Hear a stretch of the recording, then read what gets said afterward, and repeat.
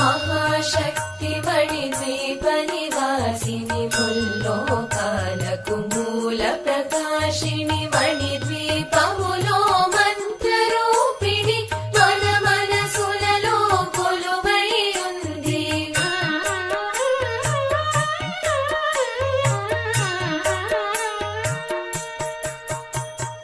సుగంధ పుష్పాలెన్నో వేలు అనంత సుందర సువర్ణ పూలు అచంచలం బగు మనో సుఖాలు మణిద్వీపానికి మహానిధులు.